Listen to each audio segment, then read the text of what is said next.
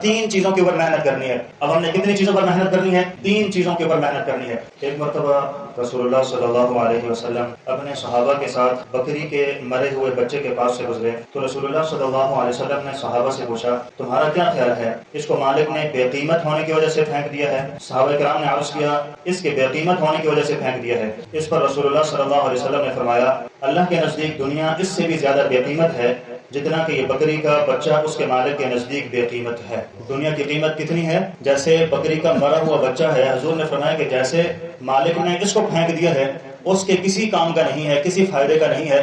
فرمایا کہ دنیا اس سے بھی زیادہ بے قیمت ہے، دنیا کی کوئی قدر و قیمت نہیں ہے۔ دنیا کا جو نقصان ہوتا ہے تو دنیا کے نقصان کی تلافی ممکن ہے، لیکن جو آخرت کا نقصان ہوتا ہے پھر اس کی تلافی ممکن نہیں ہو سکتی ہے۔ دنیا میں ایک واقعہ ہے کہ ایک بندہ جو ہے نا، اس کو چوروں نے لوٹ لیا، سب کچھ اس کا ختم ہو گیا، گھر بار اس کا ختم ہو گیا، گاڑی بنگلہ سب کچھ بالکل زیرو پہ آ گیا۔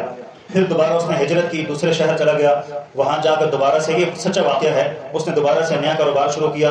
اللہ تعالیٰ نے اس کو اتنا دے دیا کہ پہلے اس کے پاس اتنا نہیں تھا، پہلے بالکل زیرو ہو گیا تھا، پہلے بہت سارا مالدار تھا، لیکن چوری ہوگی، ختم ہو گیا، زیرو پہ آ گیا۔ دوبارہ سے سے رونا اس نے شروع کیا تو پہلے سے زیادہ وہ مالدار ہو گیا۔ تو دنیا کی تلافی ممکن ہے، ایک جگہ سے مال کم ہو جائے گا، دوسری جگہ سے اللہ تعالیٰ بڑھا کے آپ کو بہت زیادہ عطا فرما دے گا۔ کہیں کسی کی چوری ہوگی، ڈاکہ ہو گیا، مال تلف ہو گیا، ختم ہو گیا، اللہ دوسری جگہ سے بہت کچھ دے دے گا۔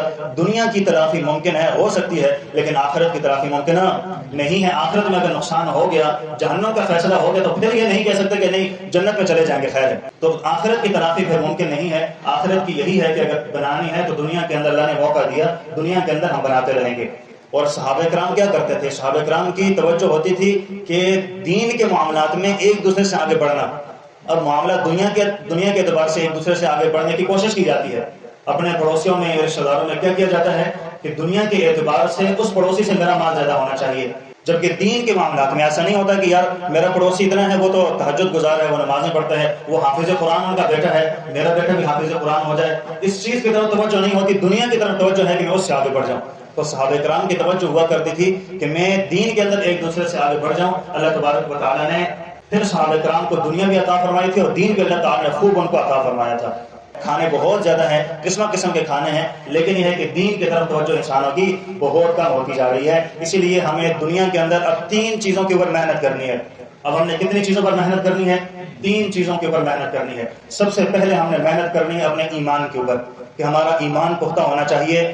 کوئی مشکل آتی ہے تو اللہ کے سامنے پیش ہوں گے، اللہ سے مشکلات حل کروائیں گے، اللہ کے اوپر یقین پختہ ہوگا، ہمارا ایمان پختہ ہوگا۔ تو سب سے پہلے محنت ہے ایمان کے اوپر، اپنے ایمان کو پختہ کرنا ہے۔ دوسری محنت ہے اپنے اعمال کو پختہ کرنا ہے، اپنے عمل پختہ ہونے چاہیے۔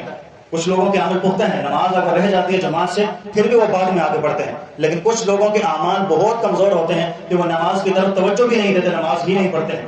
تو اپنے اعمال کو پختہ کرنا ہے، نماز ہے، روزہ ہے، زکوٰۃ ہے، جو احکامات ہیں اللہ تعالیٰ کی طرف سے، اور باقی اس کے علاوہ ذکر اذکار تسبیحات ہیں، اپنے اعمال کو پختہ کرنا ہے۔ اعمال کی پختگی اس کے اندر بھی ہے کہ ریاکاری اور دکھلاوا نہ ہو۔ ریاکاری دکھلاوا ہوا تو وہ اعمال بھی پختہ نہیں ہے، وہ بھی کمزور ہے، وہ بھی ختم ہو جائیں گے۔ اعمال کی پختگی یہ ہے کہ جس کی وہ عمل پختہ ہے کہ جس کے اوپر آخرت میں بندے کو اجر ملے۔